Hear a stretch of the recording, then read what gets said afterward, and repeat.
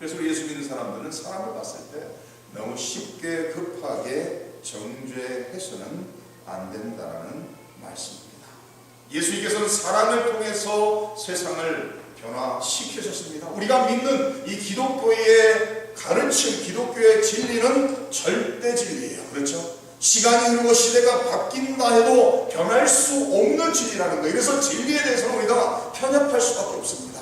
다른 비진리를 우리가 포용하고 받아들일 수는 없어요. 그러나 예수님을 믿는 기독교인으로서 살아갈 때 예수님처럼 관용을 베풀며 모든 사람을 사랑으로서 포용하며 살아갈 수 있어야 된다는 말씀입니다.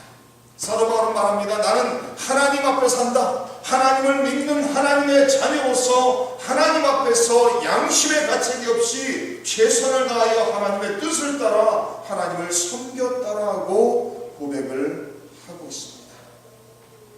우리 성도님들은 어떠세요? 하나님 앞에서 하나님을 최선을 다하여 양심을 다하여 섬겼다라고 고백을 하실 수 있습니까? 우리 예수님 믿는 사람은 하나님 앞에서 살아가는 사람들이에요. 사람 앞에서 사는 사람이 아니라 사람 앞에서 인정을 받게 사는 사람이 아니라 우리는 하나님 앞에서 하나님의 영광을 위해서 하나님 앞에서 살아가는 사람인 것을 항상 기억해야 됩니다. 저희 집에서 민수기를 지금 읽고 있는데요. 며칠 전에 민수기를 읽으면서 민수기 9장을 읽었어요.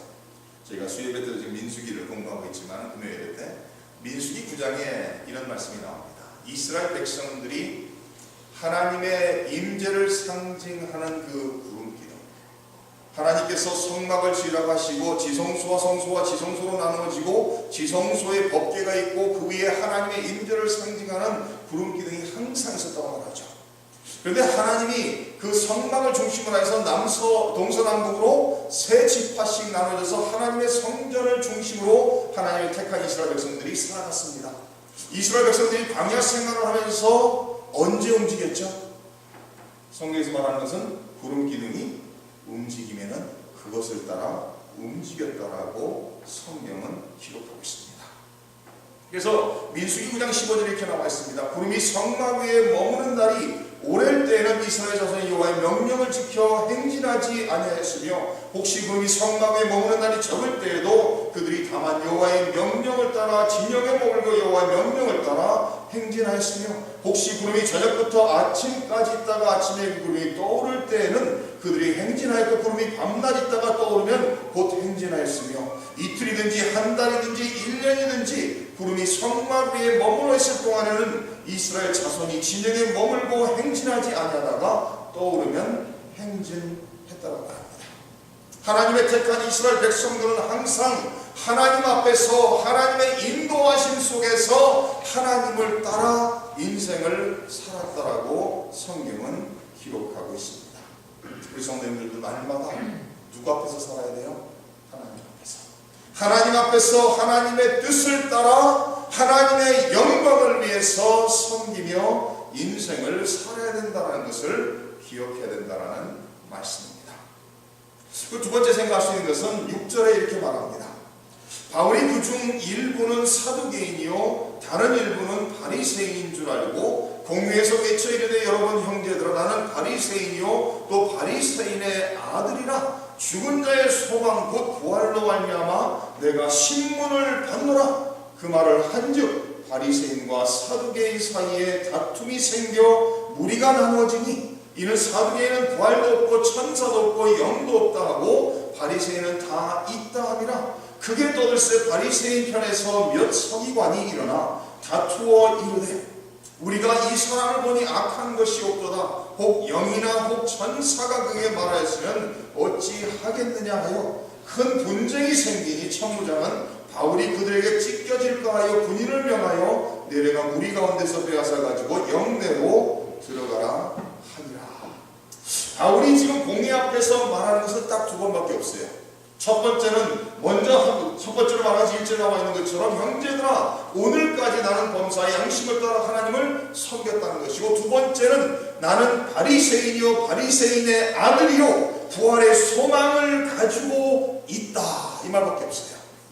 근데 바리새인이요 바리새인의 아들이요 부활의 소망으로서 지금 이곳에 내가 신문을 받는다라고 말할 때 공회에 있는 사람들이 서로 다투더라는 거예요.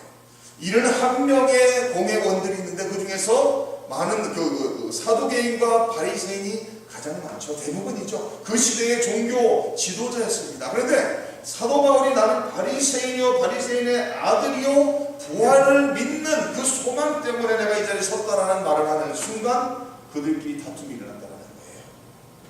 다툼이 일어나고 분쟁이 일어나서 결국은 천부장이 군인들을 보내서 사도 바울을 다시 건져냈다라고 기록하고 있습니다. 지금 첫 번째로 생각하는 것은 사도 바울은 하나님 앞에서 살았던 것이고, 두 번째로 우리가 생각하고자 하는 것은 6절에 나와 있는 것처럼 사도 바울은 하나님의 지혜로 말하는 사람이었다는 거예요. 지금 이 상황 속에서 사도 바울이 이 공회를 빠져나갈 수 있는 가장 지혜로운 발언은 바로 이 발언이라는 거예요. 왜 그런가 하면요, 이 사두개인들과 사두개파와 바리새파는 서로 좋아하는 사람들이 아니거든요. 서로 좋아하지는 않지만은 공동의 적이 생겼을 때는 연합하여 마음을 합하여 그를 죽이는 일을 하는 사람들이에요. 그러니까 우리가 이미 보았던 것처럼 공회로 모여서 서로 좋아하는 그룹들은 아니지만은 예수님을 십자가에 못 박을 때는 단합해서 함께 일했고 스데반을 죽일 때도 함께 죽였던 것을 알 수가 있습니다. 그러니까 사도 바울이 얘기하는 거예요. 이들이 여기 모여있는 사람들이 일부는 사두개인이고 다른 일부는 바리새인인 것을 알고서 이 말을 하고 있다는 거예요. 마태복음 3장 7절에 이렇게 기록이 되어 있습니다. 요한이 많은 바리새인들과 사두개인들이 세례 베푸는 데로 오는 것을 보고 이르되 독사의 자식들아 누가 너희를 가르쳐 임박한 진노를 피하라 하더냐. 그 시대에 공회에 대다수로 있는 사람들이 사두개인과 바리새인들인데 그 시대의 종교 지도자요 정치권에 지금 그 중요한 위치에 서 있는 사람들이 사두개인이고 바리새인들인데 이들을 바라보면서 세례요한이 말하는 것은 독사의 자식이라는 거예요. 독사의 자식들아 누가 너희를 가르쳐 임박한 진노를 피하라 하더냐. 이 사두개인들과 바리새인들은 어떤 사람이고 그들의 차이점이 무엇인가요? 예수님 당시 유대 사회를 움직이던 지도적인 두 그룹은 사두개인과 바리새인들이었습니다.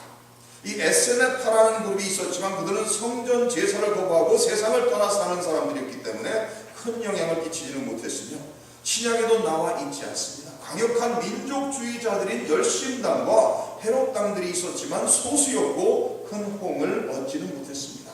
그에 반해 사두개인들과 바리새인들은 신약에 자주 등장하며 예수님과도 깊은 관계를 가지고 있는 것을 알 수가 있습니다. 그래서 신약 성경에서 사두개인을 얘기할 때마다 특히 마태복음 23장을 보면은 예수님께서 이 바리새인들을 말하면서 뭐라고 얘기하고 있죠? 화이스질자. 23장이지만 23장에서 7번의 화이스질자를 얘기하면서 거기서 예수님께서 지목하여 말하는 그룹이 바로 바리새인이라는 거예요. 그러니까 바리새인들은 율법적으로 산다라고 말은 하고 있지만은 너무나도 가식적인 사람이라는 것을 예수님께서 지적하고 있습니다. 지금 오늘 말씀 속에 말하는 것처럼 이들이 같이 공회에서 일을 하지만은 다른 것이 많은 것을 알 수가 있습니다. 8절을 보시면 이렇게 나와 있죠. 이는 사두개인은 부활도 없고 천사도 없고 영도 없다 하고 바리새인은 다 있다 하니라. 이 사두개인이라는 사람들은 상류추 사람들이고 배움이 많은 사람들이고 그래서 정치권을 가지고 있는 사람들이고 대제사장을 세우는 그런 세력입니다. 그에 비해서 이 바리새파는 이 서민층이라고 생각하시면 맞을 것 같아요. 이 바리새파는 구약 성경의 그 모세오경을 하나님의 율법으로 인정하면서 동시에 전승 그들의 조상들의 말을 통해서 전달되는 이런 트래디션, 오럴 트래디션들도 하나님의 말씀이라고 인정하는 사람들이에요. 그에 비해서 사두개인들은 도리어 더 보수적인 신학을 가지고 있었던 것을 알 수가 있습니다. 내가 바리새인이요 바리새인의 아들이요 나는 부활의 소망으로 인해서 내가 여기 서 있다라고 말했을 때 이들이 마음이 나누어진 것을 볼 수가 있습니다. 하나님의 주시는 지혜로서 사도 바울은 말합니다. 내가 로마 시민이라고 말했던 것도 하나님이 주시는 지혜고, 여기서 내가 바리새인이요 바리새인의 아들이요 부활을 말하는 것도 하나님의 지혜인 것을 알 수가 있습니다. 이 바리새인들은 여기에 나와 있는 것처럼 그들은 하나님의 주권을 믿고, 그러나 자기들이 어떻게 결정하냐 어떻게 행동하냐를 또 중요시 여겼습니다. 그들은 부활도 믿었고 그들은 내세도 믿었고, 그래 내세에서 하나님께 우리가 어떻게 살았느냐를 근거로서 상도 받을 수 있고 심판도 받을 수 있다고 생각합니다. 그리고 그들은 천사와 마귀와 이런 것들도 다 믿었습니다. 그러니까 영적인 세계에 대해서 다 믿었던 사람인들 반면에 이 사두개인들은 전혀 그런 것들을 믿지가 않았어요. 그러니까 부활도 믿지 않았고 내세도 믿지 않았고, 이 세상에서 사람이 죽는 순간 그 사람의 영혼은 사라진다라고 생각했습니다. 그러니까 사라지니까 이 세상이 끝이니까 죽고 난 후에 심판을 두려울 필요도 없는 것이죠. 심판이 없다라고 생각하니까. 그리고 그들은 천사들인지 마귀, 사탄 이런 것을 전혀 믿지를 않았습니다. 그러니까 그들이 이 내세에 대해서 영적인 그 관점이 전혀 달랐기 때문에 그들의 살아가는 삶의 모습도 많이 달랐던 것을 알 수가 있습니다. 사도 바울은 하나님께서 부르시고 하나님의 사명을 위해 사는 사람이기 때문에 하나님이 주시는 지혜로서 말하는 것을 알 수가 있어요. 세상에서 공부를 많이 하고 지식이 많은 사람들을 보면은 인류대학을 졸업한 사람들 보면은 한평생 내가 인류대학 출신이라는 것이 자기의 자랑거리가 돼요. 그래서 세상에서 많이 배우고 좋은 대학을 나온 사람들, 박사학위를 가진 이런 사람들은 많을 때 교만해집니다.